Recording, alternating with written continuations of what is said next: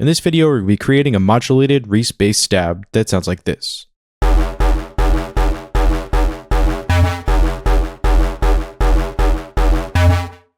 And this bass line is very inspired by kind of the neurofunk D&B sounds and also some of the bass sounds of Noisia. The interesting part about this bass patch is it's basically just two different square waves layered on top of one another. But what creates that interesting movement is that one of these waves is going to be sent to a bandpass filter, while the other one is not going to be sent to any filtering. Whenever these waveforms are combined together, it creates a really interesting phase modulation, which is what gives this bass its interesting phasing quality. So I went ahead and loaded up a new instance of the Massive synthesizer. We can go ahead and open it up. And then inside of this initialized patch, we can go ahead and bring this down to -12. So we have our first oscillator playing back a square waveform at -12 semitones. And then we can go over to the volume of the second oscillator and bring that up, and then just change that over to the other square waveform here. So the sine triangle saw square, and push that over to a square wave. And then we want to bring this down to -11 and 0.700. So that way we have these two oscillators slightly out of pitch, which will add a little bit of phasing to it. So this already sounds a little bit like a Reese bass because of that phasing between the two different square waveforms. The next thing that we'll want to do is go into our amplifier envelope and make sure the attack is all the way down.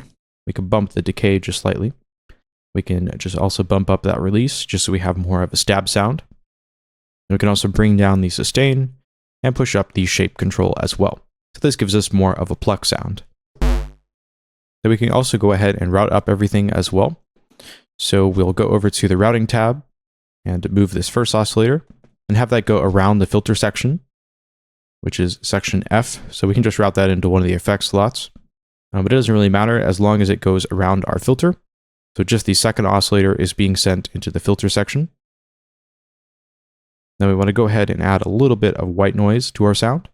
Then we also want to change this filter type over to the Monarch filter and change that to the bandpass mode. So this will give us an analog style bandpass filter, and we'll just push up that gain as well. Which is why this is one of my favorite filter types inside of Massive, because of its analog quality, and because you can get a lot of fatness and distortion out of your sounds by overdriving them into this filter. So that's why I tend to use this on a lot of my different patches. We can bring the frequency control down to halfway, and then we can add in some modulation with one of the low frequency oscillators. So go over to the switcher LFO, make sure that LFO 4 is set to the sync mode, and that is set to 1/8. So this will give us a 1/8 note modulation on our sound, and then change it to this sort of beveled waveform that looks like a hill. This will give us kind of more of a modulated stab sound, but it's a bit more interesting than some of the traditional sine waveforms or triangle waveforms. Make sure that is set to bipolar, and then we can assign that modulation. So assign that to the filter's cutoff frequency and push that to just about there or so. And that sounds like this. Make sure the resonance is turned down all the way. We could maybe just back that off just slightly. And then you want to go over to the voicings tab and adjust some of the voice settings. So the first voice setting we want to adjust is change this to the monolegato mode. So that way it only plays one note at a time, so that we don't have any overlap between the various different notes in our sequence, especially because we bumped up that release just a little bit. So our sound will ring out just slightly. Then we want to change the engine type to reset all, which will mean that the phase of the oscillators resets every single time we press our key.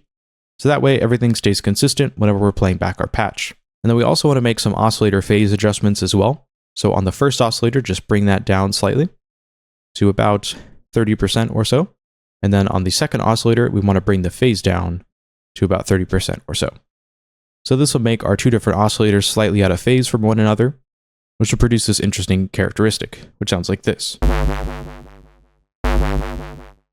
Which before, with just its default settings, sounded like this. And this would be with all of that phasing. Then we want to go over to our unison tab, make sure that is set to 5 voices of unison. Bring the stereo width down just slightly, and that sounds like this. So that adds a lot of width to our sound, but also adds in a lot of additional fatness as well. It gives it that Reese bass quality that we're going after. The unison mode combined with the phase controls that we entered in over here and also on the engine, which is what gives it that sort of subby stab sound at the very beginning of the waveform. So let me play that without all these phasing adjustments. So so it doesn't have very much attack to it. But whenever I change this over to the reset all type for the engine, those waveforms will be resetting every single time I press a note, which gives us much more of a low bass stab at the beginning of everything.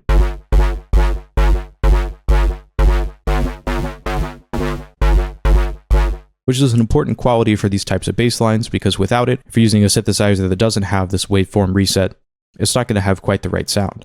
Next, let's go ahead and add in some distortion to our sound. So go over to Effects Slot X, go to a non-linear lab, put that to the soft clip mode, bring the drive up just slightly, and the mix down just a little bit.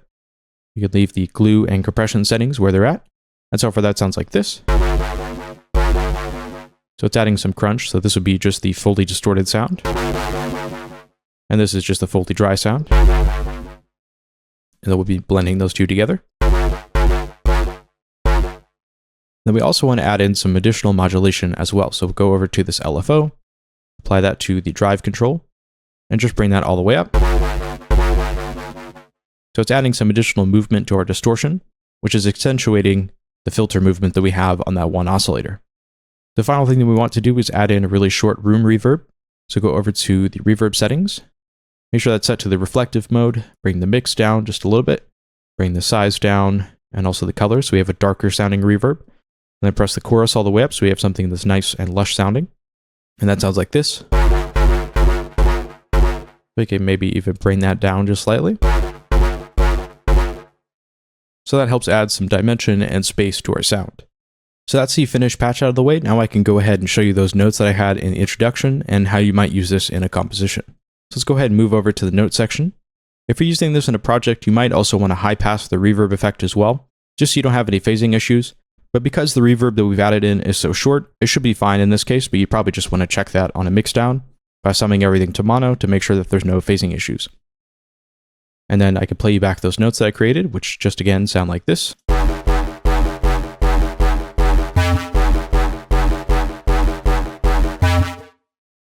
And if I was to open this up, I could show you what we have going on. It's a really simple note pattern. We have just F1 being repeated every quarter note here.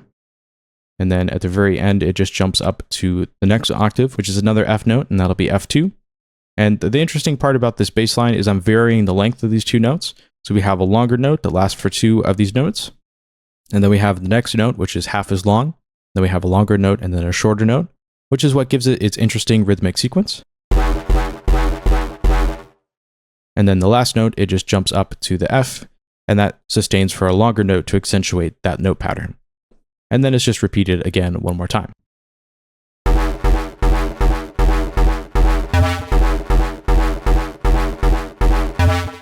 So that's all for this modulated Reese bass stab synth. I hope you enjoyed the patch, and I will see you in another video.